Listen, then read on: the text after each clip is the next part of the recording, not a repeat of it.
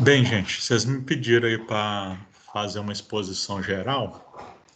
Aí, como tem a dificuldade de não ter um quadro, etc., eu preparei uma apresentaçãozinha aqui de PowerPoint. Aí eu vou compartilhar minha tela com vocês, tá bom? Aí, o grande problema do compartilhamento da tela é que no momento que eu estou fazendo a apresentação, eu não consigo ver o chat, não, tá? Então, assim, se vocês quiserem me interromper, fazer alguma pergunta, tenta fazer no microfone, porque durante o momento que eu estou apresentando, eu não consigo ver o chat, tá? Só quando eu saio da apresentação em tela cheia que eu consigo visualizar o chat ao mesmo tempo, tá bom? Então, vou compartilhar a tela com vocês.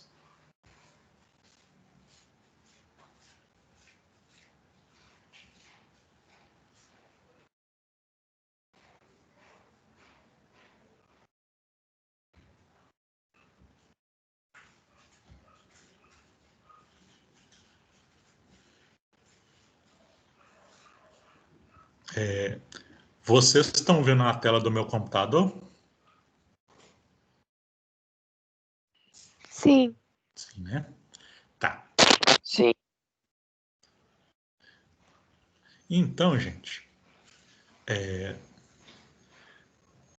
lá no primeiro trimestre, ainda infelizmente lá no ensino remoto lá, a gente falou um pouquinho lá do modelo atômico de Rutherford, né? Que ele falava que o, o átomo tinha duas regiões, uma pequenininha chamada de núcleo e outra grandona chamada de eletrosfera, né? Hoje a gente sabe que no núcleo a gente tem as partículas prótons e nêutrons, e na eletrosfera a gente tem as partículas que são chamadas de elétrons, né? Próton de carga positiva, desculpa, e nêutron de carga zero, né, neutra, e na eletrosfera os elétrons de carga negativa. Sendo que prótons e nêutrons são muito mais pesados do que os elétrons. Praticamente toda a massa do átomo está numa região muito pequenininha aqui, que é o núcleo, né? Aí, a gente falou lá que um átomo, ele é caracterizado por dois números. Um que a gente chama de número atômico, que é o número de prótons, tá? E esse número atômico é a identidade do átomo, tá? Então, ele que vai identificar um átomo, tá? Um elemento químico. Porque elemento químico vai ser o conjunto de átomos com o mesmo número atômico. Então, por exemplo, o que é hidrogênio? São todos os átomos que têm número atômico 1. Tá? Então, a identidade do átomo é o número atômico. Tá? Mas tem também o número de massa, que é quando você soma prótons e nêutrons. Tá? Então, no conceito químico atual, existe átomos de um mesmo elemento químico que pode ter número de massa diferente, que é o que a gente chama de isótopos, tá? Então, por exemplo, quando vocês vão lá e assistem no Jornal Nacional lá que o Irã está fazendo beneficiamento de urânio. O que é isso? Né? Enriquecimento de urânio. Né? O urânio ele tem seus isótopos. Tá? Alguns são radioativos, né? Servem para fazer lá as armas nucleares, né? Outros não. Né? Enriquecer urânio é separar aquela fração que é radioativa, aqueles cujo número de massa dele corresponde a um átomo radioativo. Tá bom? Tá. Aí tem o conceito de íon, né? Que tem uma questão aí da primeira atividade sobre isso, tá? Íon é espécie química que tem carga positiva ou negativa, tá? Então, íon é alguma espécie química com carga. Não importa se é positiva ou se é negativa. Agora, cátion é especificamente o íon com carga positiva, tá? E como que um íon se forma? Ou, desculpa, como que um cátion se forma? O átomo perder ou ganhar próton é um fenômeno complicado, tá? Seria um fenômeno nuclear mexer no núcleo. É algo muito difícil de acontecer, tá? Então, tanto a formação de cátion como a formação de ânion, ela se dá por perda ou ganho de elétrons, tá? E o elétron, ele tem carga negativa, tá? Então, como que você pode ficar positivo pensando que você pode ganhar ou perder o negativo, tá? Então, você pode ficar positivo perdendo o que é negativo. Você está lá com tudo equilibradinho, mesmo tanto de carga positiva e negativa. Você perder o negativo, vai sobrar o positivo. Então, um cátion é um íon com carga positiva, e quando um átomo perde elétron, ele se transforma em um cátion. Tá? Desculpa pelo barulho aí, gente. Está tendo uma obra do lado de casa aqui, mas não tem jeito. Está uma oficina mecânica do lado aqui de casa, aí é complicado. Então, por exemplo, o cátion magnésio 2+. O número atômico do magnésio é 12. Então, quer dizer que neutro, o magnésio, ele tem 12 prótons e 12 elétrons.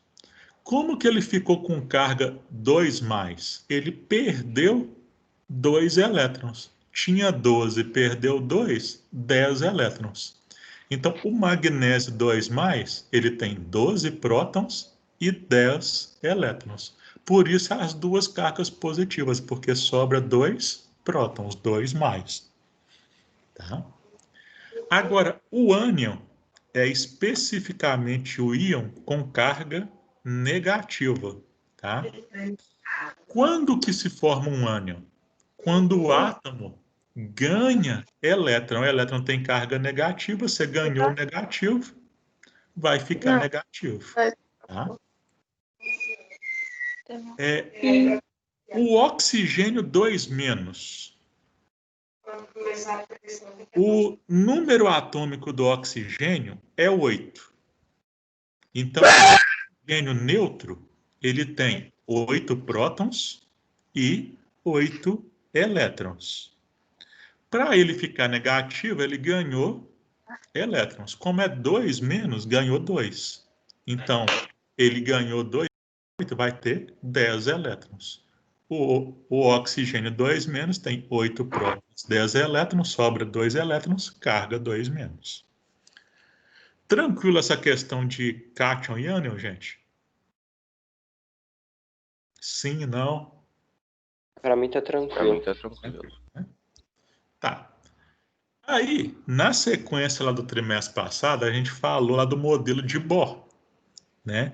Que o Rutherford, ele falava em eletrosfera, mas não falava como que os elétrons estão nessa eletrosfera, tá? E aí vem o Bohr, que ele fala que os elétrons, eles ocupam órbitas, tá? E os elétrons, eles só podem andar circular em certas órbitas. Então, por exemplo, se essa aqui ó, é a que eu estou apontando com o apontador laser, que é a órbita 1, e essa aqui é a órbita 2, você não vai ter nenhum elétron entre essas duas órbitas. Então, os elétrons só podem circular em certas órbitas segundo o modelo de Bohr. E em cada órbita dessa aqui, ó, o elétron vai ter uma certa quantidade de energia. Mais energia quando ele está mais longe do núcleo e menos energia, então, quando ele está mais perto. Tá? Isso aqui explica até coisas simples. Por exemplo, se vocês fizerem um experimento simplesinho aí na a casa de vocês, se vocês, por exemplo, liga a chama do fogão aí, né? Vocês vão ver que é uma chama azul. Se vocês pegarem um pouquinho de sal de cozinha e salpicar sobre a chama, tacar uns grãozinhos de sal de cozinha sobre a chama fica com uma cor de vermelho, tá? O que é isso? Aquela chama, ela dá energia para um elétron ir de um nível mais interno para um mais externo. Só que esse elétron ele volta para o nível mais interno depois, tá? É quase instantânea essa volta, tá? Nessa volta, ele libera energia na forma de luz, e essa energia é correspondente à diferença dos dois níveis de energia em que ele transitou. Tá? No caso específico, essa diferença de energia entre esses dois níveis em que o elétron anda lá no sódio, que é um átomo que está no sal de cozinha, ele corresponde a essa cor que varia de vermelho para amarelo. Tá? É desse jeito, por exemplo, que se faz fogo de artifício colorido. Tá? Você tem algum elemento ali que vai acontecer uma transição eletrônica, tá? E aí você escolhe o elemento dependendo da cor que você quer produzir. Tá? Eu não lembro muito bem de cor aqui não, mas se não me engano, por exemplo, se você quer uma cor roxa, você usa um sal que contém o elemento lítio, por exemplo. Tá? Então, cor para cor, você vai colocando lá no fogo de artifício. Então, assim, no modelo de Bohr, apareceu essa questão da órbita, tá? E cada órbita corresponde a um nível energético. Só que o modelo de Bohr não é o modelo atual, tá? O modelo atual é um modelo bem matemático, tá? Então, assim, para falar dele com detalhes, só num curso de ensino superior de física, tá? Só que a gente pode falar de alguns aspectos dele, tá? A primeira coisa é que essa ideia de orbital, desculpa, essa ideia de órbita, ela é substituída por orbital, tá? Então, que é a diferença de órbita para orbital? Órbita é uma trajetória bem delimitada. Então, por exemplo, isso que eu fiz aqui pontilhado nessa figura aqui, é uma ideia de órbita, é uma trajetória que você define ela muito bem. Agora, aqui nessa outra figura, a gente tem uma ideia de orbital. Orbital é uma região, tá? Então, tudo que está dentro dessa circunferência aqui seria um orbital, uma região, tá? Eu falei que o modelo atual é um modelo bem matemático, tá? Existe uma equação que chama equação de Schroeder, que ela calcula a probabilidade de um átomo estar em uma certa região, tá?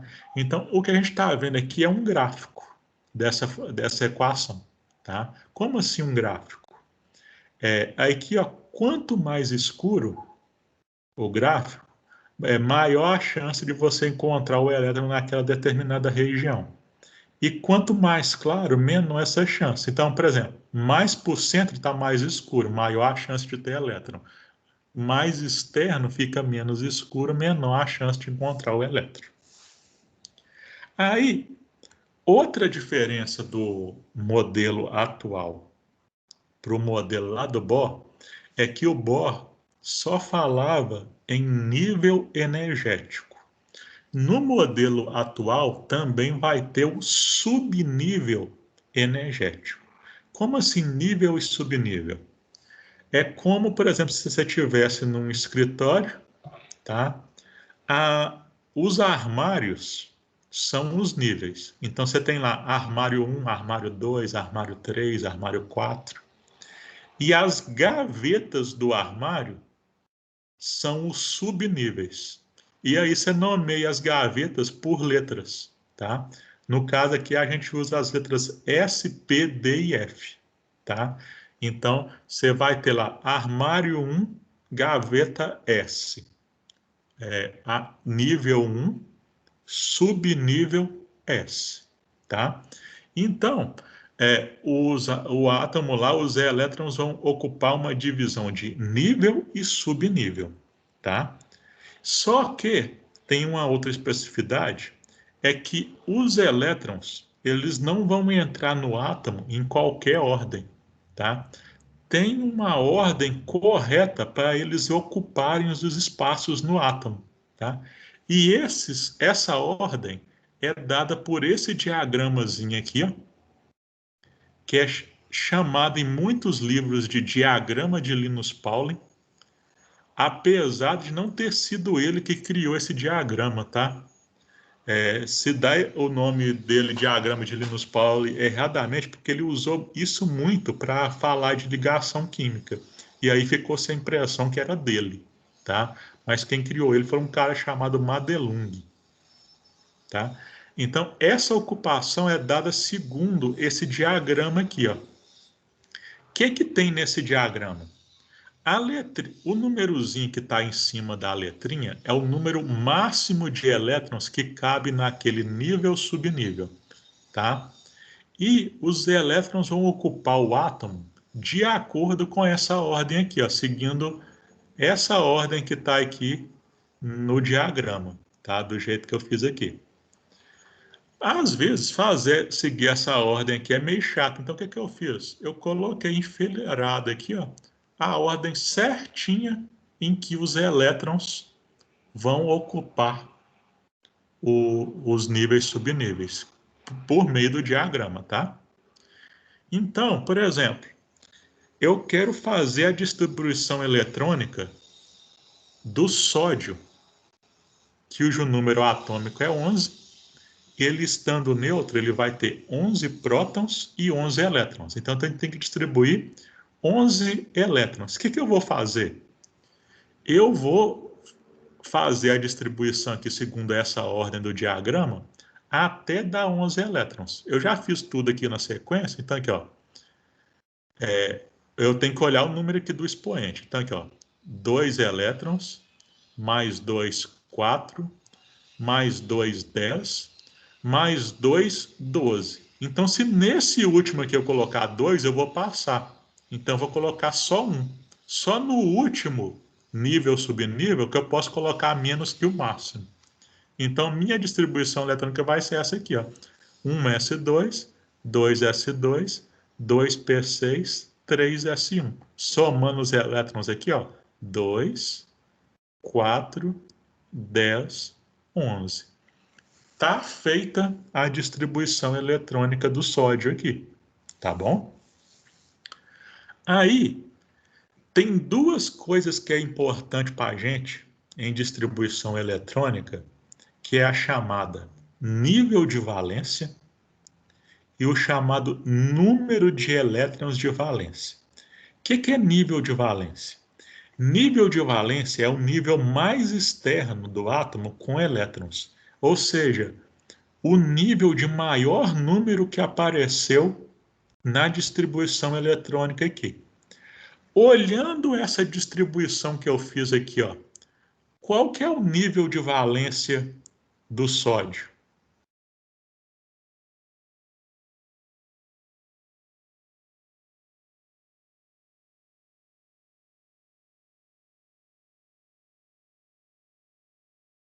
Alguém consegue me responder?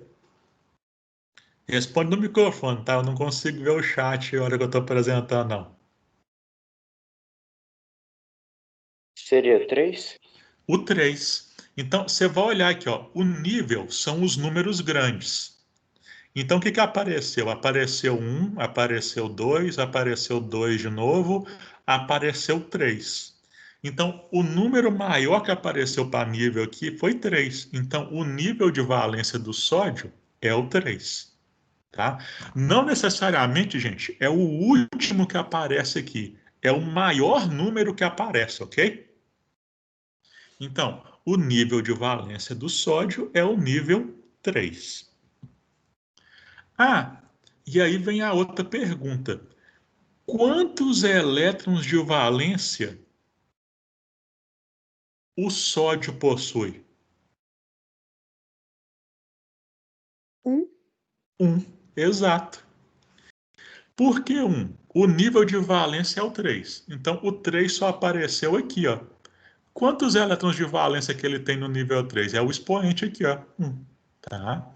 Então, podemos falar que o nível de valência do sódio é o 3 e que ele tem um elétron de valência, um elétron no nível 3.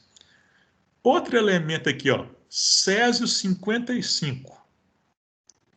Eu vou seguir essa ordem que eu fiz aqui, ó, até chegar a 55 elétrons, tá? Essa ordem eu tirei do diagrama, né? Vai ser a distribuição eletrônica do Césio.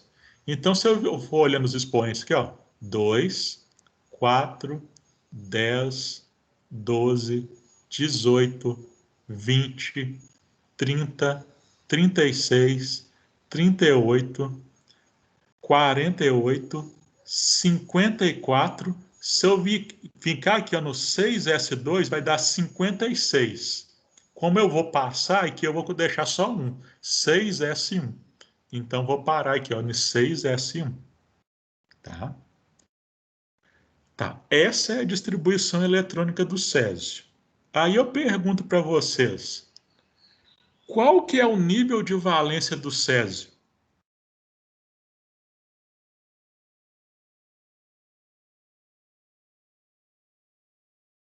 6. 6 é o maior número que aparece aí dos números grandes, né? Aparece esse 6S1 aí, que é o 6 é o maior número de nível que aparece. Então, o nível de valência dele é o nível 6. E quantos elétrons de valência que ele tem?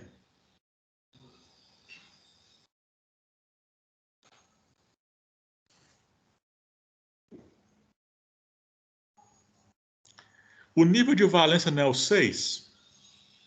É, vocês me respondeu aí. Então eu vou olhar quantos elétrons que ele tem no nível 6. O 6 só aparece como 6S1. Então o expoente 1, ele só tem um elétron de valência, tá? Então o nível de valência do Césio é o 6 e o Césio possui um elétron de valência. Tá. Eu vou aproveitar, gente, que a gente fez a distribuição eletrônica e vamos falar de coincidências da distribuição eletrônica com a tabela periódica. Então, uma coisa que a gente viu aqui que tanto o sódio como o césio, eles têm um elétron de valência só, não foi? Vamos olhar a tabela periódica aqui, ó. Se eu der uma olhada bem atenta na tabela periódica aqui, ó, a gente falou que sódio e césio, Na e Cs, tem um elétron de valência, né?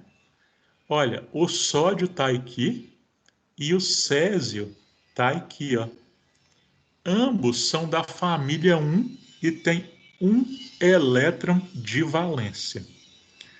A família, a coluna que um elemento da tabela periódica está, tem a ver com quantos elétrons de valência ele tem, tá?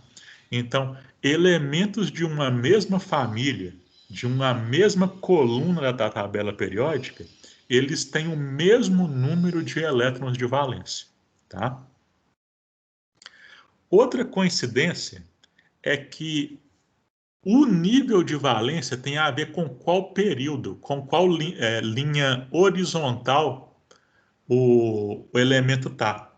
Quer ver? A gente fez do sódio e do césio, não é? Então vamos olhar aqui, ó. O, o sódio, de qual período que ele é? Período é as linhas horizontais, tá? As linhas deitadas. Então, o sódio é do período 1, 2, 3. Ele está no terceiro período. E o césio é do sexto período. Vamos voltar lá na distribuição eletrônica. A gente falou que o nível de valência do sódio é o 3 e ele é do terceiro período. E que o nível de valência do césio é o 6 e a gente viu na tabela periódica que ele era do sexto período. Então, olha você ver, o nível de valência corresponde a qual período da tabela periódica o elemento está. Então, é um jeito de vocês conferir se a distribuição eletrônica está certa. Tá? Sempre o nível de valência vai corresponder ao período em que o elemento estiver. Tá bom? Só para provar isso, mais dois exemplos aqui. Ó. Se eu fizer a distribuição eletrônica do cloro, cloro no atômico dele é 17. Então, para eu ir até o 17, aqui, ó, 2, 4, 10, 12, 18. Se eu parar aqui no 3P6, vai dar 18. Como eu quero 17, eu vou tirar um 3P5. Então, essa aqui é a distribuição eletrônica do sódio. Qual que é o nível de valência do sódio? Desculpa, do cloro. Eu pensei do cloro. 3. 3. E quantos elétrons de valência que o cloro tem? 5. Ah, não, aí, ó. Aí que tem que tomar cuidado. O nível de valência é o 3, não é? Ah, é. Ele tem 7, né? Isso. Então, não importa se é só o último, importa todos que for aparecer com o número 3. Então, nível de valência é o 3. Tanto importa esse aqui, ó, como esse aqui, ó. Então, tem 2 aqui, é nível 3, e 5 aqui, que é nível 3 também. Não importa se o subnível é S, P, D, F, importa o nível, tá? Então, no total, no nível 3, que é o nível de valência, ele tem 2 mais 5, 7 elétrons de valência. Então, o nível de valência do cloro é o 3 e ele tem 7 elétrons de valência, tá bom? Mais um exemplo. Tem o astato, cujo número atômico dele é 85. Esse vai ficar grande. Então, se eu for fazer a distribuição eletrônica do astato, tem que chegar no 85. Então, aqui, ó, vou ir somando aqui, ó. 2, 4, 10, 12, 18, 20, 30, 36, 38, 48, 54, 56. 56, se eu somar 14, vai dar 70. Com mais 10, 80. Com mais 6, 86. Então, se eu parar no 6P6 aqui, vai dar 86. Mas eu quero 85, vou tirar um 6P5. Então, essa é a distribuição eletrônica do astato. Isso tudo que eu copiei aqui.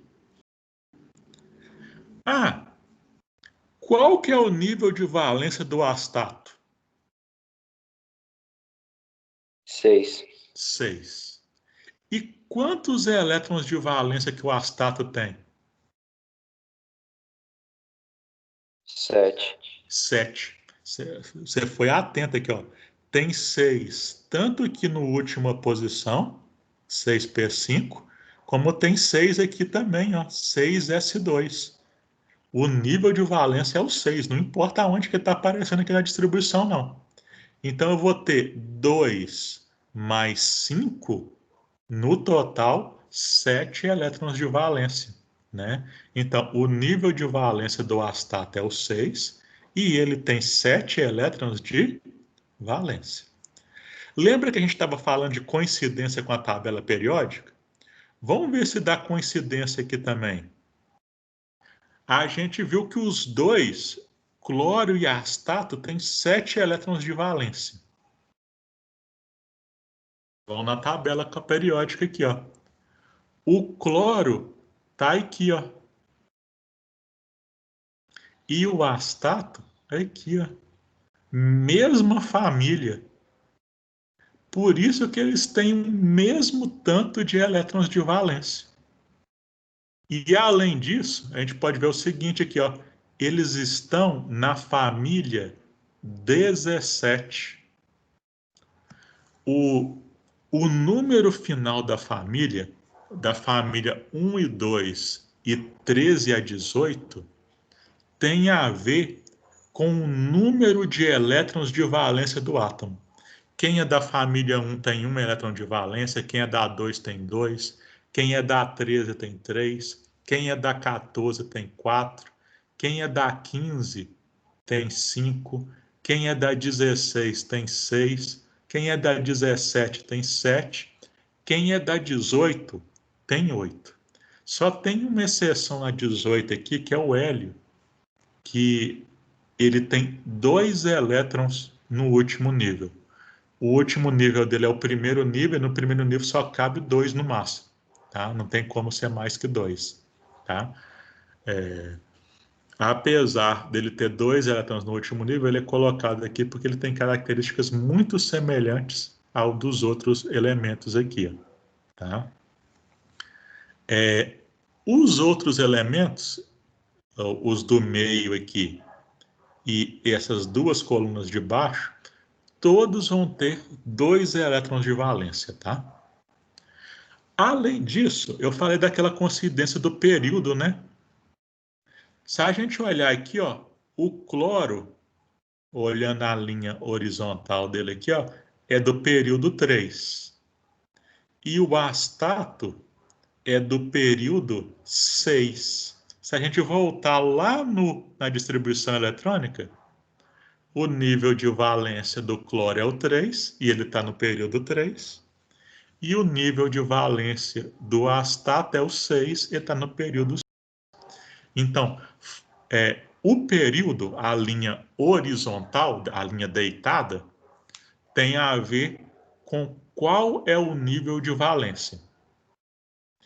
E a família, a linha vertical, a linha em pé, ela tem a ver com qual é a quantidade de elétrons de valência. Quantos elétrons que ele tem nesse último nível, tá? Então, nessa tabelinha aqui eu fiz um resuminho daquilo, né? Família 1 tem 1 elétron de valência, família 2 tem 2, família 17 tem 7, tá?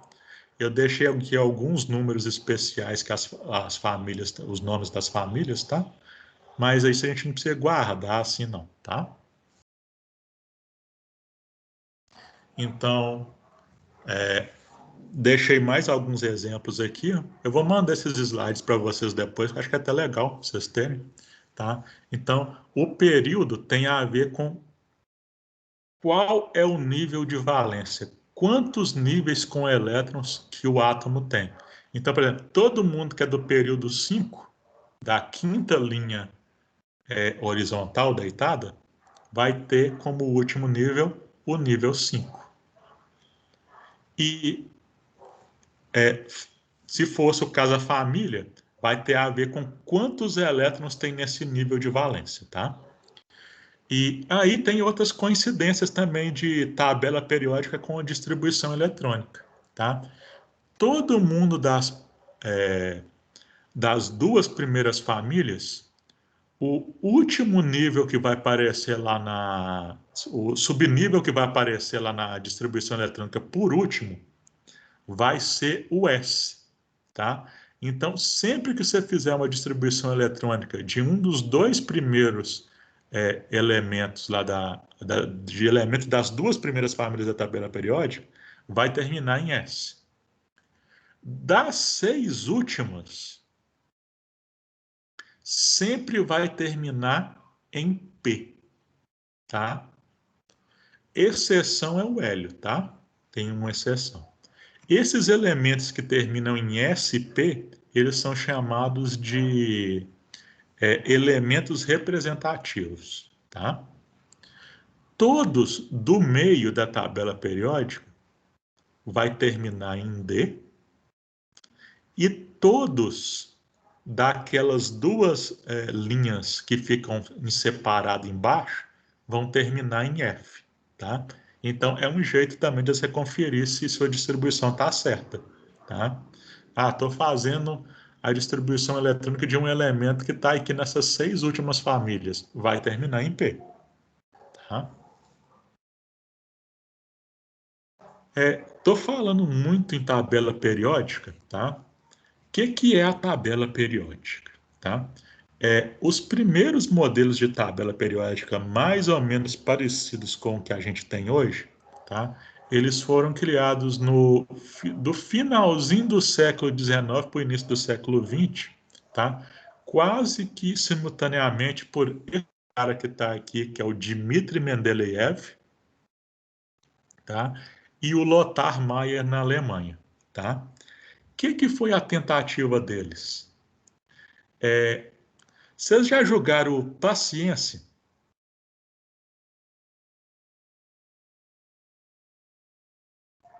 Alguém já jogou joguinho de o baralho aí no computador Paciência? Há bastante tempo atrás. Bastante tempo atrás, né? Qual que é a moral do jogo de Paciência? Se não me engano, você tem que colocar as cartas de mesma cor em certos valores, 2, 4, não lembro direito. Você vai enfileirando, né, as cartas ali por alguma semelhança que foi criada como padrão no jogo. Então, por exemplo, tem o Paciência, que é chamado de Paciência Spider, que você vai colocando as cartas do mesmo naipe enfileiradas lá, fazendo colunas, né, fazendo filas com ela, tá? Qual que foi a ideia desse cara que é o Mendeleev? Ele quis fazer uma tabela em que nas colunas vocês tivessem os elementos que tivessem características semelhantes, tá? Então, o que ele fez? Ele fez vários cartõezinhos com as características dos elementos. E foi como se fosse fazendo um jogo de paciência lá, ele foi fazendo colunas com os elementos de características semelhantes, tá? Outras pessoas fizeram trabalhos semelhantes ao dele na época, tá? Igual a gente citou aqui o Lothar Mayer, tá? Essa aqui é a tabela do Mendeleev, tá? Uma tabela dele. Por que se outras pessoas fizeram trabalhos semelhantes, o trabalho do Mendeleev ficou muito famoso. Ele fez mais do que simplesmente fazer a tabela. Ele, na época, se conhecia muito menos elementos do que hoje, tá? O que aconteceu? A tabela dele acabou ficando com alguns buracos.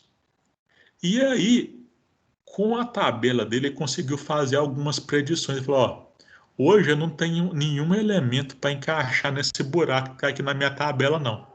Mas eu acho que algum dia vão descobrir algum elemento que vai encaixar nesse buraco meu da minha tabela aqui e ele vai ter essas e essas características, tá? E é tudo muito semelhante. Então, por exemplo, na tabela dele tinha um buraco debaixo do lugar que ele colocou o alumínio. Então, ele falou que um dia alguém ia descobrir um elemento que ele chama de ECA-alumínio. ECA é embaixo, tá? Embaixo do alumínio vai ter algum elemento que vai encaixar. Então, por exemplo, ele falou assim, ó, a densidade desse elemento vai ser 5,9. E quando descobriram esse elemento que hoje é chamado de galho, descobriram, por exemplo, que a densidade dele é 5,94. O ponto de fusão dele vai ser baixo. A densidade, descobriram que o ponto de fusão dele é 30,15 graus Celsius. Próximo da temperatura ambiente, baixo. Tá? Então, o Mendeleev ficou muito famoso como pai da tabela periódica por isso, porque a tabela dele não foi só um jeito de organizar os elementos semelhantes, foi mais do que isso. Foi um jeito até de prever propriedades de elementos que ainda iam ser descobertos, tá? Então, a moral da tabela periódica é essa. Ela é uma organização em que elementos semelhantes vão estar na mesma família, tá? Diferenças da tabela de Mendeleev para de hoje. A tabela de Mendeleev ela era organizada pelos números de massa, na sequência dos números de massa.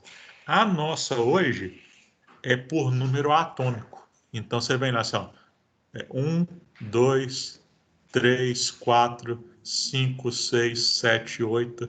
Isso aqui é uma sequência de número atômico e não de massa. No Mendeleev, ele usava massa porque não tinha o conceito de número atômico ainda. Tá? Quando eu falo assim, ó, que mesmo... outra coisa. O que vem nessa tabela periódica aqui, nossa, além do número atômico, é a massa do elemento, tá? E aí uma coisa que eu falo com vocês, massa é diferente de número de massa, tá? Número de massa é a soma de prótons e nêutrons. Massa atômica é medido, tá? E aí existe uma diferença de número de massa que é em relação à própria massa que é medida. Por quê? Primeiro que próton e nêutron, a gente fala que a massa deles é igual, mas não é exatamente igual, tá? É praticamente igual. E além disso, tem a massa do elétron, que apesar de pequena tem uma massa, né? Então o número de massa é diferente de massa. E além disso, o que a gente vê na tabela periódica é uma média, tá? Como existem os isótopos, né, que são o mesmo elemento, mas com massa diferente, o que apresenta na tabela periódica é uma média do que existe na natureza. Então, por exemplo, o cloro, ele existe com massa 35 e 37. E 75% do que está na natureza com massa 35, 24% com massa 37. O que aparece na tabela periódica é uma média disso, levando em consideração essa porcentagem que cada um existe. Tá? Aí, tirando a média, vai dar mais ou menos 35,5, o que aparece na tabela periódica. Tá? Eu falei que quem está na mesma família tem característica parecida. Tá? Mas como assim ter característica parecida? Por exemplo, hidrogênio, lítio, sódio, potássio, rubídio, césio, frâncio, estão todos na mesma família, que é a família 1 da tabela periódica. Tá? Quando eles reagem com o cloro, eles formam substâncias de proporção 1:1, todos. Então, é uma semelhança química. Quando eles reagem com o oxigênio, eles formam eles formam substâncias cuja proporção é sempre de 2:1. Olha lá, ó, H2O, 2:1. Li2O, 2:1. Na2O, 2:1. Tá? Então, dei 2 exemplos de semelhanças químicas. Tá?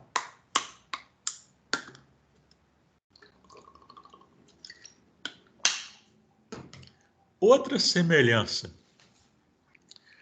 Os átomos lá, por exemplo, eu falei dos da família 1, todos eles, quando eles estão isolados, sem estar combinados com outros elementos, eles são muito reativos. Eles reagem com a água, ou oxigênio do ar, muito violentamente. Então, por exemplo, é muito difícil, aliás, é impossível encontrar esses elementos da família 1 isolados na natureza, sem estar ligado a outro átomo. É possível produzir eles, só que você tem que deixar eles guardados de um jeito que eles não façam contato com o ar de jeito nenhum, porque eles reagem violentamente. Um exemplo eu tenho aqui, ó, que é o sódio. O sódio, quando ele está na forma isolada, que a gente chama de sódio metálico, tá? Ele reage violentamente com a água, até a própria água do ar, né? Produzindo gás hidrogênio que é explosivo. Então, por exemplo, eu posso mostrar isso aqui nesse videozinho aqui, ó. O que a pessoa tem aí é um pedaço de sódio metálico. Como ele reage muito fácil, ele é guardado geralmente em óleo para não fazer contato com a água do ar. Aí o cara vai tacar um pedaço de sódio na água. Vocês vão ver o que acontece aí.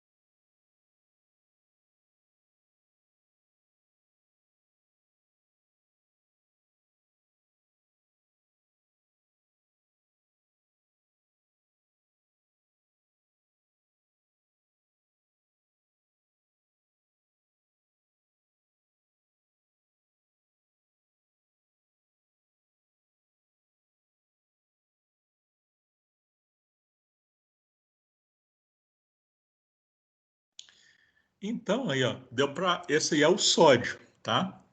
Sal de cozinha não tem sódio?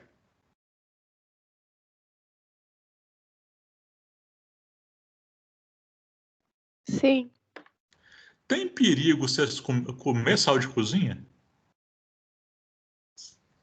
Não. Não, né? Você não vai tacar o sal de cozinha, por exemplo, na lagoa, igual o cara tacou aí, vai explodir, tá? Por que não? Na verdade, assim, a gente fala sal de cozinha tem sódio, mas na verdade tem cloreto de sódio, né? É o sódio ligado ao cloro, né? Então, quando o sódio se liga a outro elemento, ele perde essa capacidade de explodir. Na verdade, o que está acontecendo aí com o sódio quando ele explode é justamente isso. Ele está tentando se ligar a outro elemento. No caso aí, por exemplo, o oxigênio da água. E essa reação é violenta, tá? Eu falei que elementos de uma mesma família eles têm características semelhantes. Então, os elementos que são da mesma família do sódio, eles devem sofrer esse mesmo tipo de reação.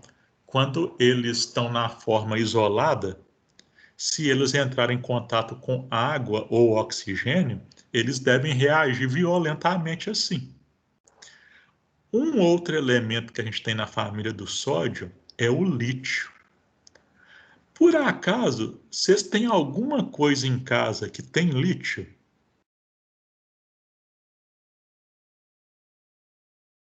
Alguém sabe?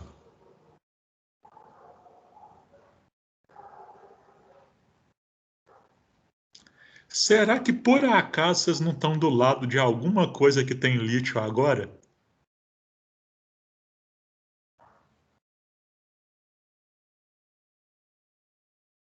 Olha, que eu saiba, não. Você está usando o quê? É o Leandro, não é? Isso. Ô, Leandro, você está assistindo o Encontro Ciência Estranho usando o quê? Celular ou computador? Celular. Celular. Seu celular tem uma bateria, não tem? Sim. Essas baterias de celular, notebook, elas têm o elemento lítio, tá? Aí vocês já ouviram falar dessas histórias aí de bateria explodir, essas coisas? Sim. Não é impossível mesmo não, tá?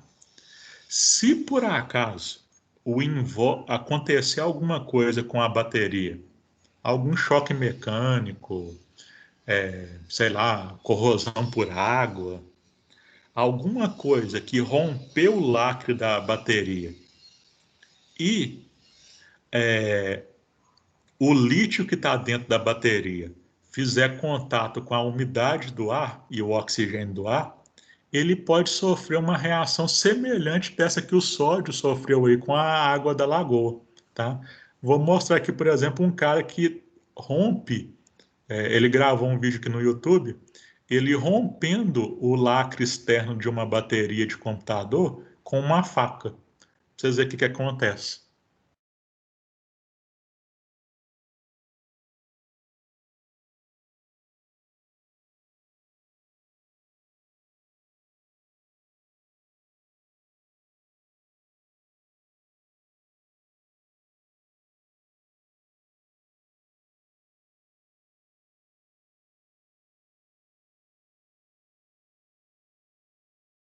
Né? Então, assim, do mesmo jeito que o sódio reage violentamente com a umidade do ar, o lixo das baterias de celular, computador também reage. É lógico que a bateria é construída de um jeito que o lixo que está lá dentro dela não vai fazer contato com o ar, tá? Agora, se por algum motivo, queda, sei lá, alguém dá uma martelada no celular e conseguir rachar a bateria no meio, ela vai pegar fogo, tá? Ou se por algum motivo de má fabricação, aquele invólucro ali sofreu alguma corrosão e o que está lá dentro entrar em contato com o ar, isso aí pode acontecer, tá? Isso é uma característica dos elementos da família 1, né? Todos eles, quando isolados, formando substâncias sem outro elemento, elas reagem violentamente com oxigênio e água.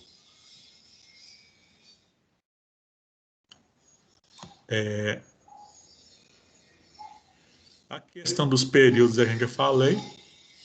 Tem uma outra classificação na tabela periódica de metal e ametais. Se a gente fizer uma escadinha,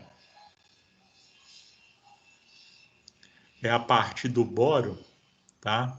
Todos os elementos à esquerda dessa escadinha são chamados de metais e os à direita de ametais, tá? Eu devia até ter colocado aqui a última família aqui de outra cor, que é chamada família dos gases nobres, tá bom? Tá.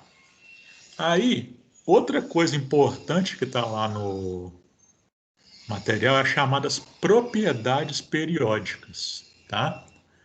O que vocês entendem pela palavra periódica? Em termos de português mesmo.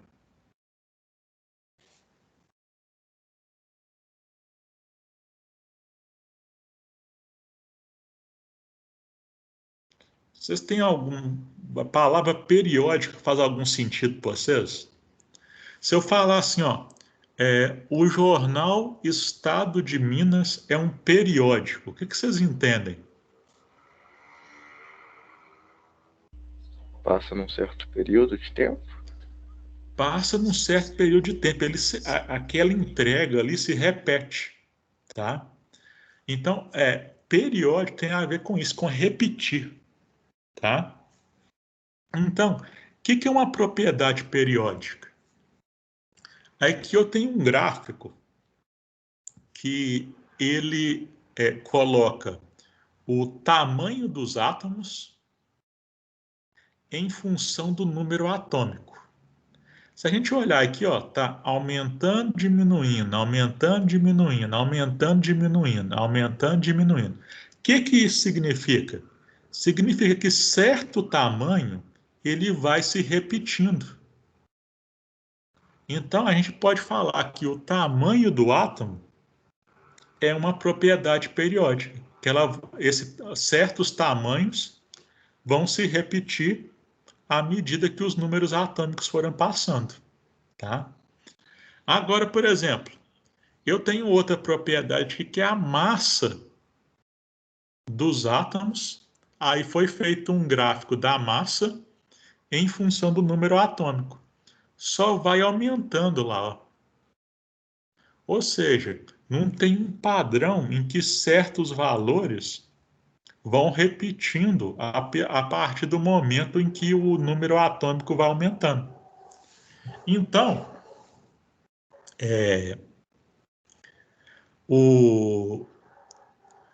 a massa, por exemplo, ela não pode ser chamada de propriedade periódica, porque ela não se repete à medida que os números atômicos vão passando, tá? Na verdade, sim, tem algumas propriedades periódicas, mas nos videozinhos que eu indiquei para vocês aí, eu me preocupo só com 4 delas. Uma que é o raio atômico, que tem a ver com o tamanho do átomo, a energia de ionização, a afinidade eletrônica e a eletronegatividade. Por que eu me importei com essas 4? As 3 últimas, elas têm a ver com ligações químicas, que é uma das matérias que é importante para a gente. E essas 3, a gente consegue entender elas a partir do raio atômico, tá? Então, o que é importante para a gente? É a gente entender o que são essas propriedades, tá? E como elas aumentam ou diminuem na tabela periódica, tá? Que é o raio atômico, por exemplo, que é uma das 4 que eu falei que é importante? Raio atômico, ele dá uma ideia do tamanho do átomo, tá? Então, raio atômico, idealmente, seria a distância entre o núcleo e a extremidade da eletrosfera. Só que como é difícil determinar o que é a extremidade da eletrosfera, ele é medido do seguinte jeito. Você pega uma substância lá, por exemplo, que só tem aquele elemento, por exemplo, a substância simples é ferro. E o raio do ferro, por exemplo, vai ser a metade da distância entre 2 núcleos de ferro vizinhos. Então, aqui os 2 núcleos vizinhos, a distância entre eles, o raio é metade dessa distância, tá? Mas o importante para a gente é o quê? O raio atômico, ele vai dar uma ideia do tamanho do átomo, tá? Então, saber como que o raio dos átomos cresce na tabela periódica vai ser importante para a gente, tá? Como que vai crescer? A gente pode ter uma ideia pela distribuição eletrônica. Então, lembra, por exemplo, que eu falei que o período está relacionado ao tanto de nível com elétron que o átomo tem?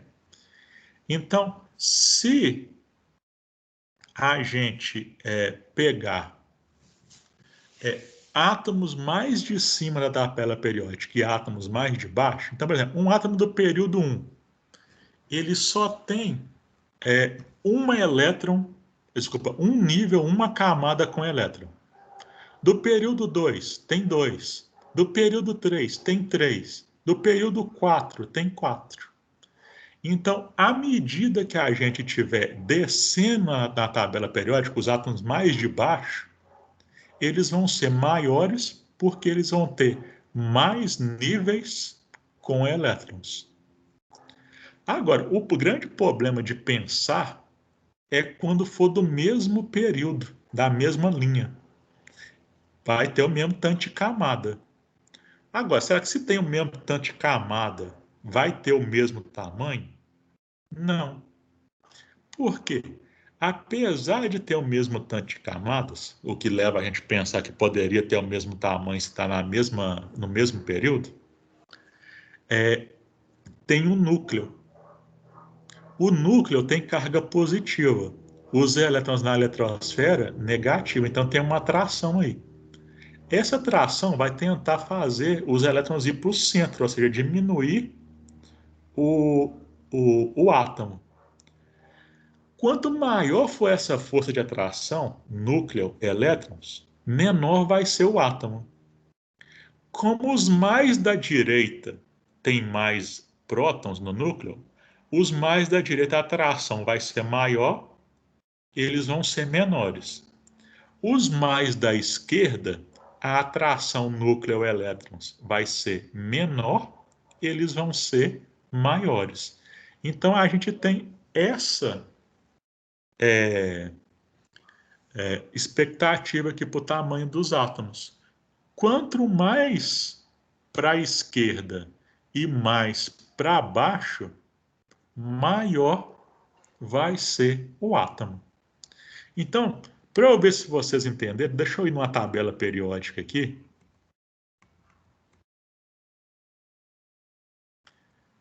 Olhando essa tabela periódica aqui, ó, qual que deve ser o maior átomo da tabela periódica?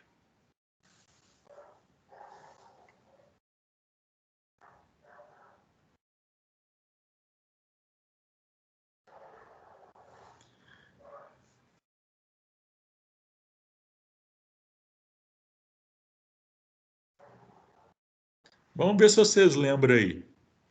É de cima para baixo ou de baixo para cima que o raio cresce?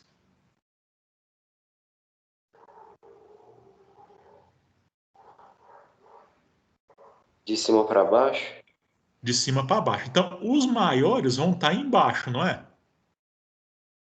Tá. Ótimo. Então, os maiores vão estar embaixo. Agora, é da esquerda para a direita ou da direita para a esquerda que o raio cresce, que o tamanho aumenta? Da direita para a esquerda. Então, ó, da direita para a esquerda. Então, o maior vai ser o que vai estar mais embaixo e mais para esquerda. Então, o maior átomo da tabela periódica é o frâncio. Tá? É o que está mais para baixo e mais para a esquerda, ao mesmo tempo. Tá? Então, essa é a expectativa do crescimento do tamanho. Tá? Deixa eu voltar lá onde eu estava. Então, essa aqui é a expectativa com o tamanho. Tá? Quanto mais para baixo e mais para a esquerda vai ser maior. Aí, a gente tem outra propriedade que é a chamada energia de ionização. O que é energia de ionização?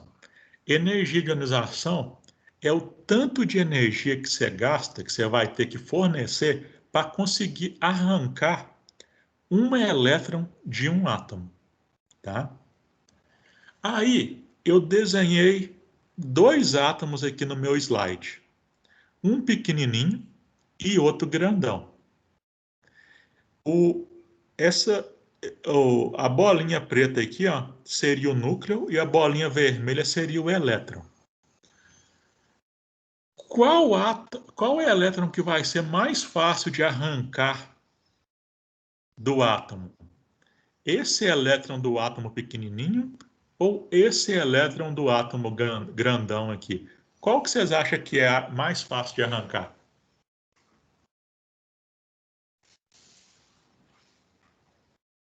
Eu acho que é da mais distante. Oi? Eu acho que é da mais distante.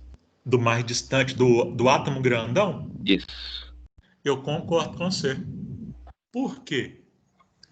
O que vai me atrapalhar a arrancar o elétron é a força de atração núcleo-elétron, que vai tentar fazer um ficar perto do outro. No átomo pequenininho aqui, ó, o elétron está bem perto do núcleo, então a atração vai ficar mais forte. Então vai ser mais difícil eu arrancar esse elétron. Vou gastar mais energia. Nesse átomo grandão aqui, ó, o elétron está mais longe, a atração dele pelo núcleo é menor. Vai ser mais fácil eu arrancar ele do átomo. Tá? Então, por isso que eu falei que o raio, o tamanho é importante. Quanto menor for o tamanho do átomo, mais difícil vai ser arrancar o elétron dele, maior a energia de ionização. Quanto maior for o átomo, mais fácil vai ser arrancar o elétron, menor a energia de ionização. Então, a energia de ionização, o crescimento dela é o contrário do raio. Então, se eu estou querendo simbolizar como é que cresce a energia de ionização, é exatamente o contrário do raio.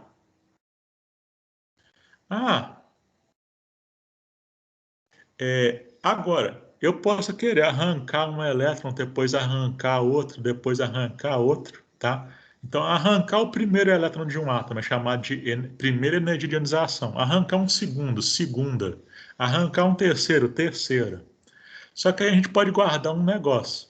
As sucessivas energias de ionização de um átomo sempre são crescentes. A segunda é maior que a primeira, a terceira é maior que a segunda, a quarta é maior que a terceira, tá? Por que que isso acontece? À medida que eu vou arrancando os elétrons, o próximo vai estar mais perto do núcleo. Você vai arrancando elétrons, você diminui o tamanho do átomo, tá? Então a energia de ionização acaba crescendo, tá? A outra, aqui tem algumas só detalhes, foi isso que eu falei. A outra propriedade que está aí é a chamada afinidade eletrônica, tá? A afinidade eletrônica é a energia liberada no processo em que um elétron é adquirido pelo átomo, tá? E ele tem a ver com a facilidade que um elétron tem de adquirir um elétron, a facilidade que um átomo tem de adquirir um elétron, tá? Quanto maior a afinidade eletrônica, maior a chance de um átomo ganhar um elétron, tá? Aí eu fiz o seguinte desenho aqui, ó. Eu tenho um átomo pequenininho, um átomo grandão. E no meio do espaço entre os dois, eu tenho um elétron. Qual desses dois átomos tem mais chance de conseguir chupar, roubar esse elétron aqui para ele? O pequenininho ou o grandão? O que vocês acham?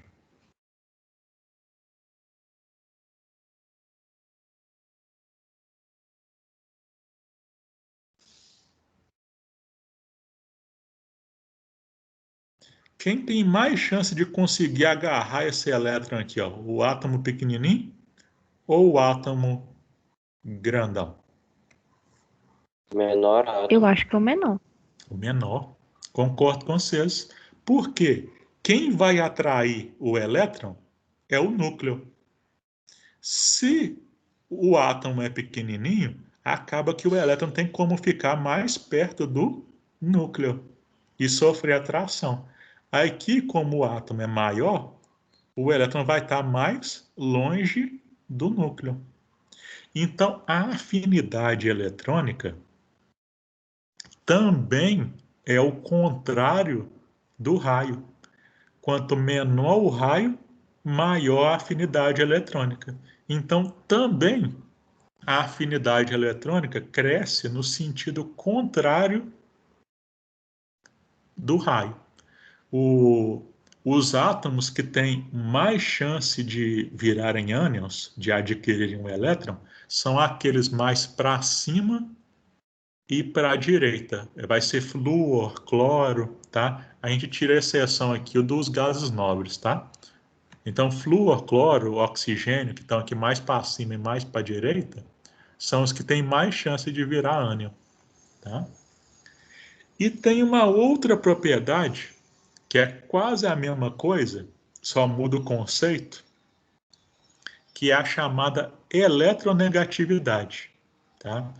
Então, eletronegatividade é a capacidade que um átomo tem de atrair elétrons em uma ligação química.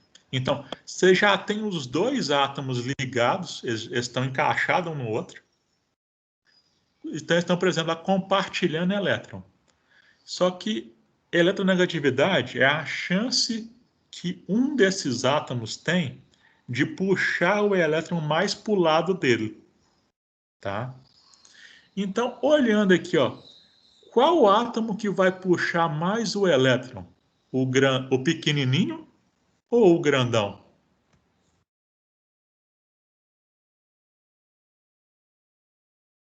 Vai ser o menor átomo de O novo? menor.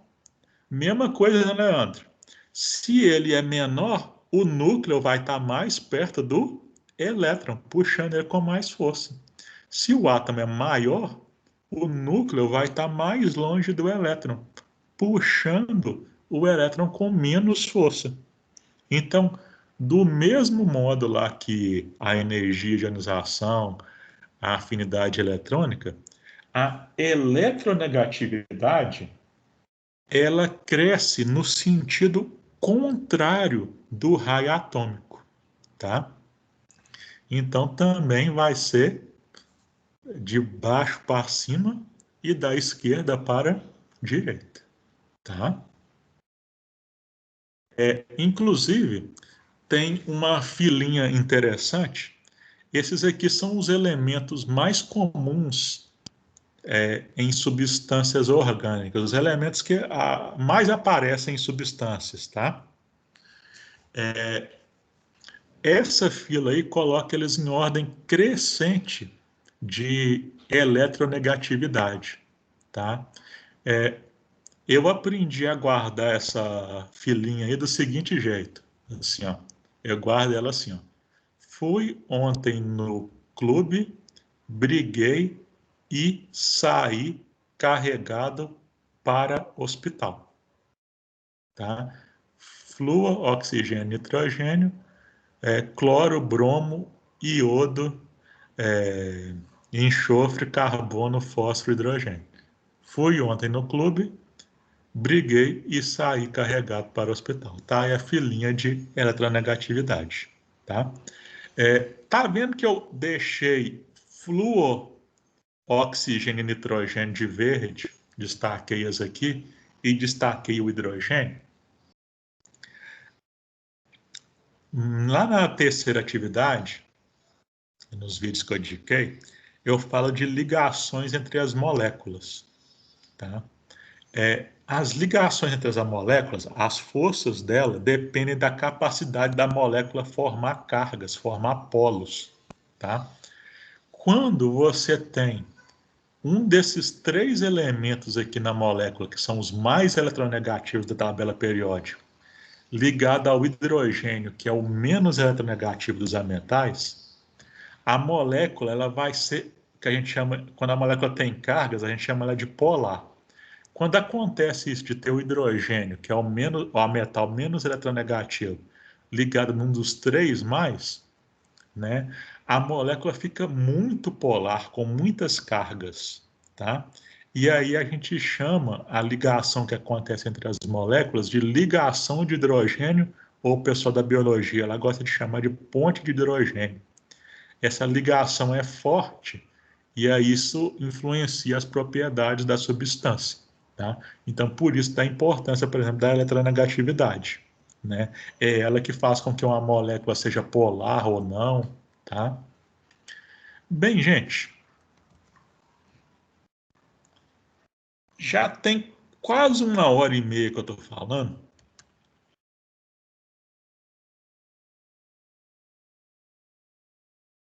Deixa eu parar a apresentação aqui, deixa eu lembrar como é que eu faço.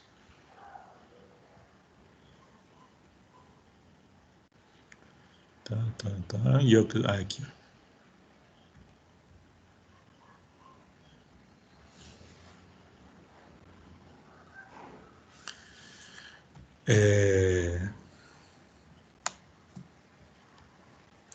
Já está dando quase 11 horas. Isso tudo que eu falei aí, meio que tá da atividade 1. Por acaso, vocês têm alguma dúvida específica da atividade 1 que vocês queriam me perguntar?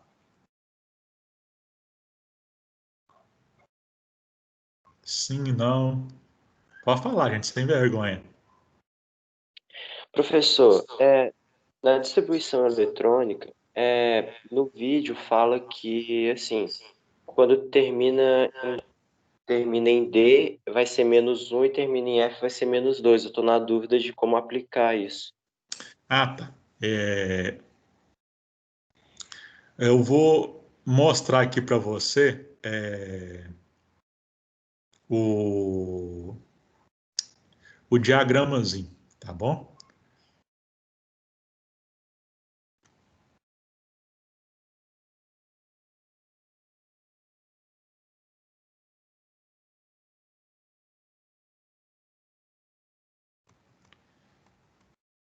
Eu estou só procurando o que eu quero achar aqui, aí eu vou compartilhar com vocês.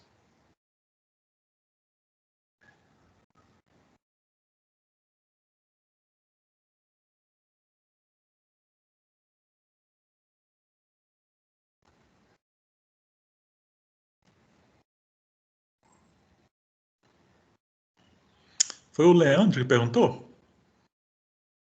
Eu só escutei a Sim. voz. Bem, Leandro, deixa eu compartilhar minha tela aqui de novo.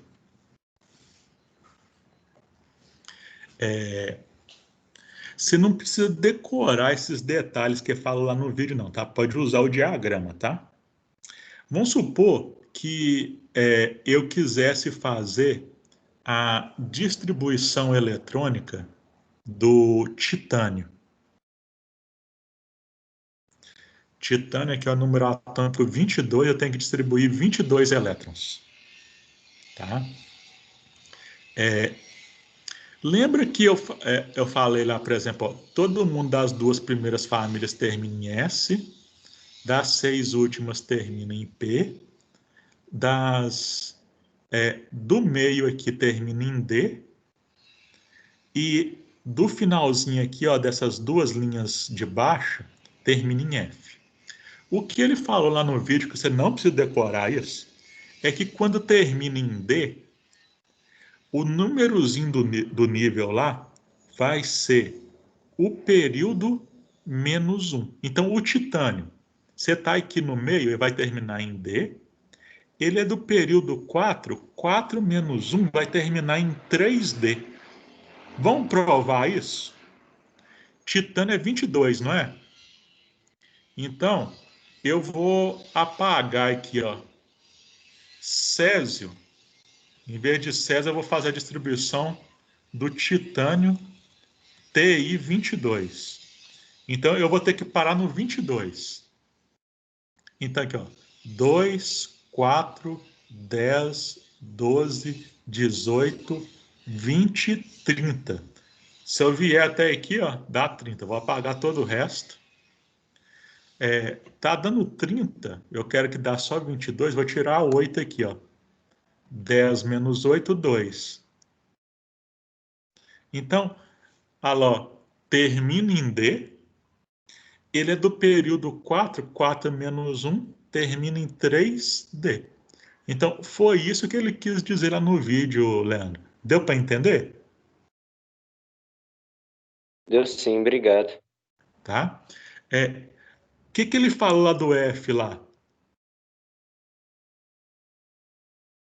Ele fala que quando termina em F, termina em menos 2, no caso. Então, vamos na tabela periódica aqui, ó. Os que terminam em F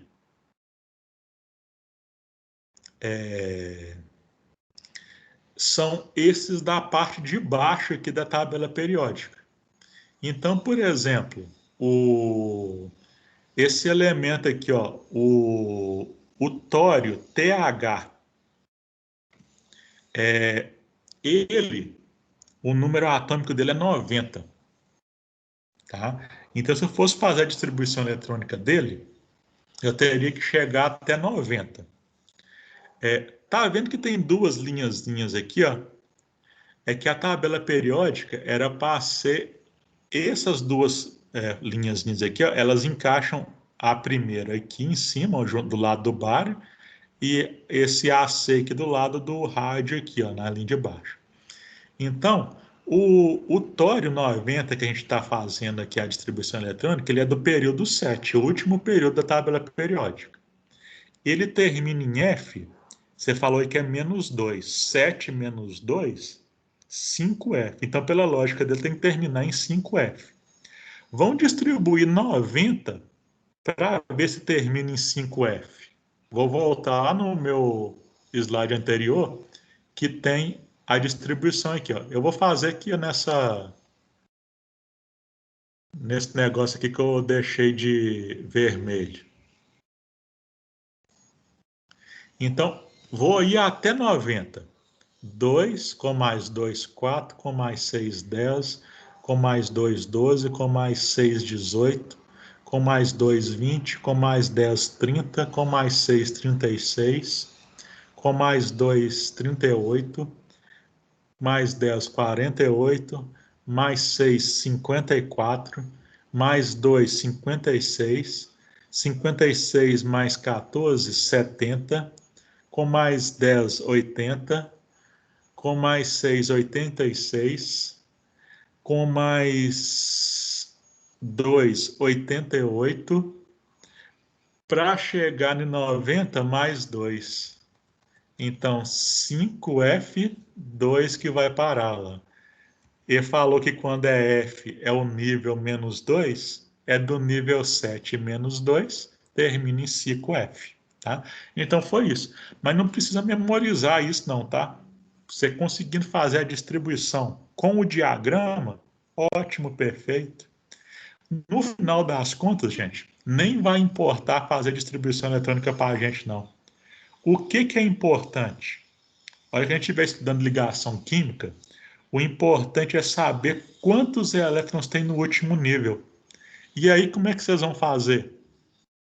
Tabela periódica. Por exemplo, o carbono. Vou deixar aqui a tabela maior.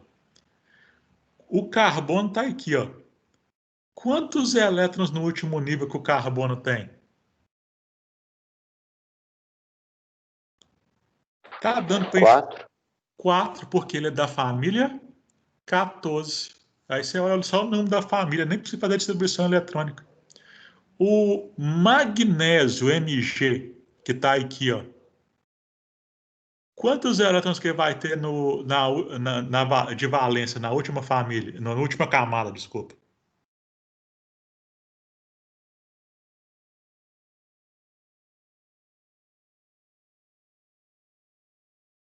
Magnésio está aqui, ó, junto com o cálcio, com berílio, bário. Quantos elétrons? 2. Então, no final das contas, o que vai importar para a gente é descobrir só, bater o olho na tabela periódica, quantos elétrons que aquele átomo tem no último nível. Então, é só olhar o número da família, tá? Família 1, 1, família 2, 2, família 13, 3, 14, 4, 15, 5, 16, 6, 17, 7, 18, 8, exceto o hélio, que é 2. Tá? Então, no final das contas, o importante é isso.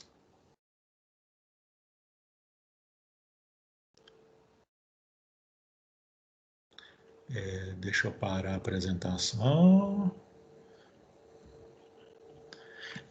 Alguém queria fazer mais uma pergunta da primeira atividade?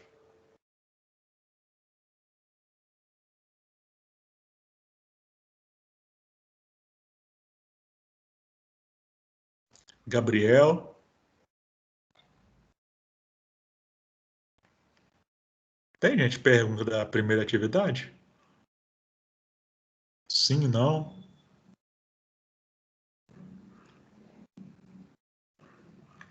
Bem, estou achando que não.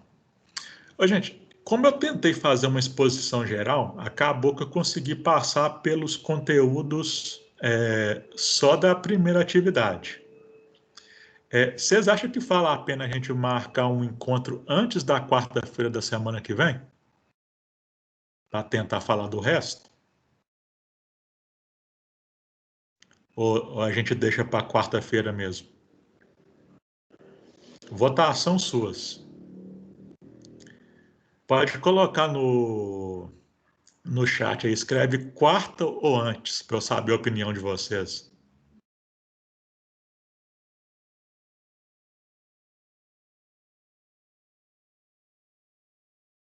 Vamos lá, gente, sem vergonha. Vocês acham que a gente só deixa para quarta ou faz antes? Aí, ó, começaram a falar.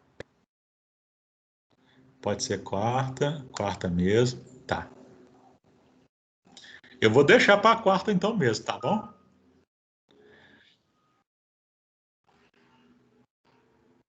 Quarta, antes.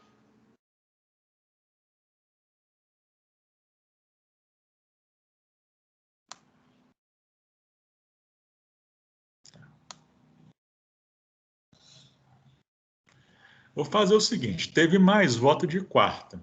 Eu vou manter o encontro quarta-feira, Mas se por acaso vai assistindo os vídeos e tentando fazer as atividades, se por acaso vocês travarem em alguma atividade, pode me mandar no e-mail, pode me mandar lá no WhatsApp, que eu travei tentando fazer essa atividade aqui. Que aí mesmo que eu não faça encontro, eu faço algum videozinho, eu mesmo explicando e mando para vocês, tá? Não precisa ficar com vergonha não, que eu não preciso falar lá qual que era a dúvida de quem que é, não. Só mandar, eu travei nessa aqui. Não consigo fazer de jeito nenhum. Eu faço um videozinho lá explicando se for preciso, tá bom? Tem o Iago, a gente tenta tirar a dúvida para vocês, tá? Aí vocês podem tanto mandar lá no WhatsApp, no grupo da monitoria, ou mandar individual se ficar com vergonha, pode mandar no meu e-mail, tá? Naquele negocinho lá de mensagem que tem no Moodle, pode mandar também que eu vejo, tá? Então, assim, travou em alguma atividade, não fica fazendo sem saber não, né, tá? Pode até fazer até a primeira tentativa, que todas as questões já estão abertas para 2 tentativas, tá? Mas não faz as 2 vezes sem tirar a dúvida não, tá? Tenta tirar a dúvida, tá?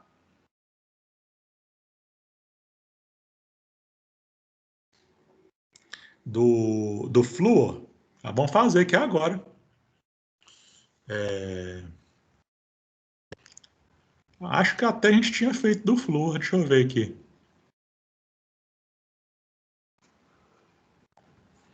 Deixa eu projetar minha tela aqui, que como eu não tenho quadro, a única coisa o jeito que eu tenho que fazer aqui é usar um PowerPoint, alguma coisa do tipo.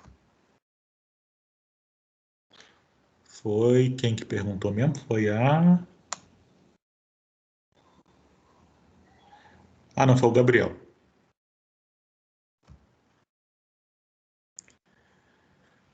Ô, Gabriel, vocês estão vendo minha tela? Sim, não? Sim. Sim, né? Então, por exemplo, aqui tinha lá o flúor 9. Vou apagar aqui. 9F.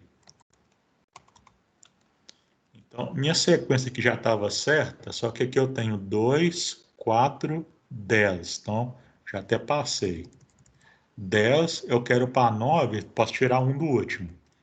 Então, a distribuição eletrônica aqui do flúor é essa. Qual que é o nível de valência dele? Então, aparece nível 1, nível 2, nível 2 de novo. Então, o nível de valência é o maior, nível 2. O que você deve estar errado? Quantos elétrons de valência? O nível de valência é o 2. Então, tanto importa aqui, ó, esse primeiro 2, como aqui também. Ó. Então, importa os 2 aqui. Eu vou até colocar eles de vermelho aqui. Ó. Então, eu tenho de valência no nível 2, 2 mais 5. Então, são 7. O erro que estava acontecendo muito é da pessoa colocar só o 5. Só olhar o último aqui, ó, esqueceu que aqui também é 2. Tá? Então, no flúor, são 7 elétrons de valência. Tá? 7 elétrons de valência deve ser da família 17. Vamos conferir? Uma tabela periódica aqui, ó. Tá o flúor, família 17, final 7, 7 elétrons de valência, tá? Então, talvez foi isso. Você olhou só o último lá, o 5.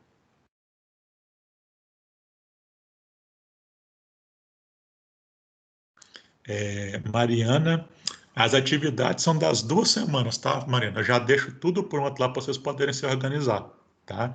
Então, tudo que está lá é das 2 semanas. Vocês podem entregar até o domingo da semana que vem, deixando um tempinho extra para quem só tem o final de semana às vezes, tá? Então, tudo que já está lá são as atividades já das 2 semanas, tá bom?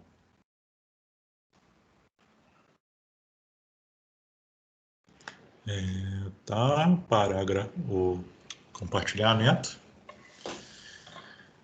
Tá? Deu para entender agora, né, Gabriel? Então, assim, se o nível de valência lá, por exemplo, é o nível 6, não importa só aquele último 6 que aparece lá na direita. Em toda distribuição, você tem que olhar se aquele número do nível de valência aparece, tá bom? Então, é só tomar cuidado com isso, tá? Alguém teria alguma outra pergunta aí da atividade 1, já que foi o que a gente expôs?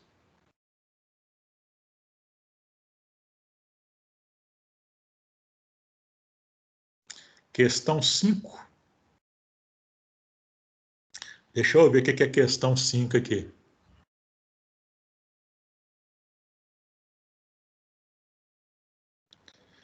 Então, deixa eu só abrir o plano aqui, que de cabeça eu não lembro o que é assinto, não. Então, abrir aqui.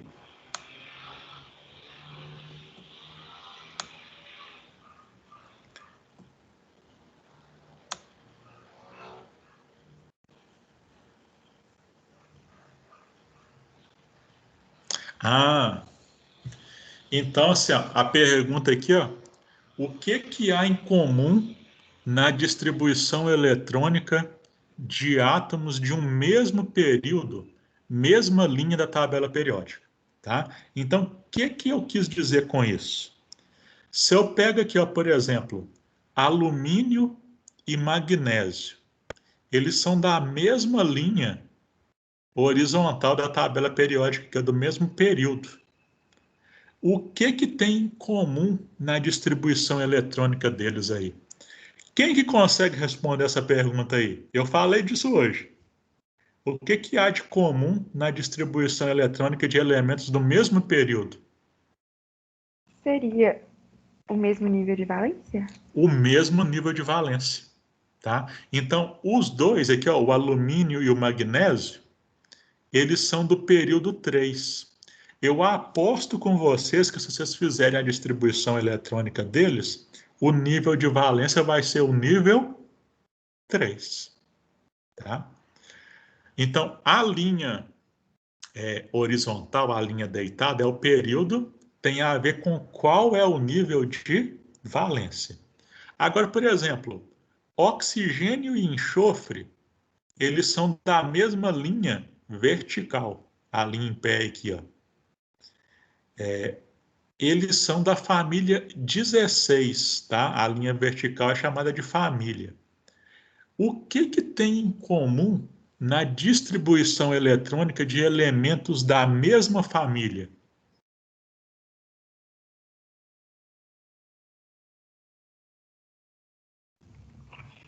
Mesmo número de elétron de valência? Perfeito. Então, já a família tem a ver com quantos elétrons de valência, tá? Então, elementos de uma mesma família vai ter o mesmo número de elétrons de valência, tá? Então, período é qual é o nível de valência. E família, quantos elétrons vai ter nesse nível de valência, tá bom?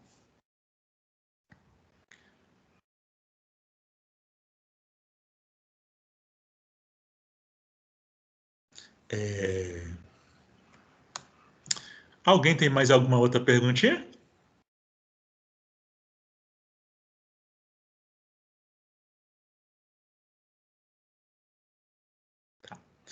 Espera aqui, deixa eu ver se alguém fez alguma pergunta no chat.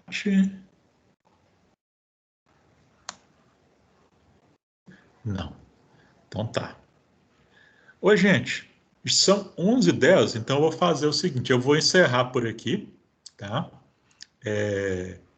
Eu vou compartilhar lá a gravação da aula com vocês, que se, por exemplo, vocês quiserem voltar em algum lugar para tentar responder alguma pergunta que estava complicada, vocês têm como voltar, né? Aí eu consegui abordar mais coisas do primeiro questionário, né? Se vocês travarem em qualquer questão do questionário 1, 2, 3, faz isso que eu falei, tá? Manda a pergunta para mim que eu tento gravar um videozinho, eu tento fazer alguma explicação minha, além daquelas que eu peguei de material extra lá na internet, tá? pode perguntar sem vergonha, tá? Não precisa ficar tímido, não, tá bom? Não pode ficar travado, não, tá bom? Estou aí para responder dúvida de vocês mesmo, tá? Então, vamos ficar por aqui hoje. Qualquer coisa, eu estou à disposição. WhatsApp, e-mail, mensagem do Moodle, tá? Fica com Deus aí todo mundo. Bom dia para vocês, bom estudo. E, né? Já tá dando para bater uma fominha já, né? Então tá. Com Deus aí para vocês, tá bom? Bom dia e boa tarde para vocês. Tchau, tchau. Boa semana para vocês também, tá? Tchau, professor. Boa semana. Falou. Com Deus. Tchau, professor. Tchauzinho, Yasmin. Com Deus, viu?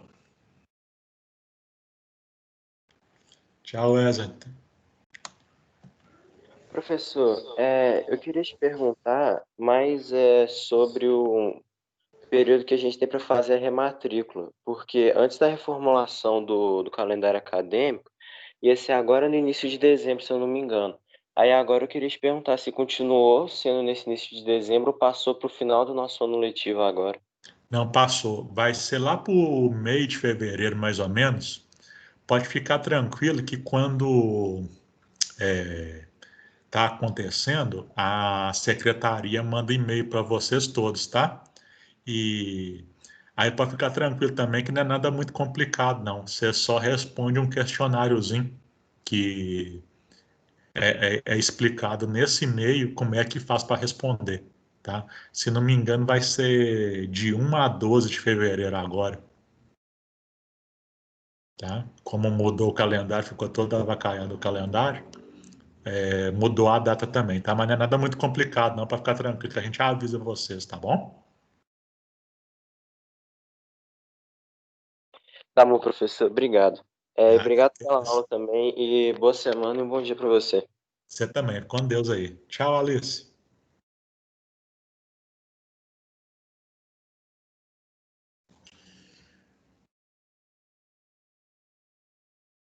Deixa eu interromper a gravação.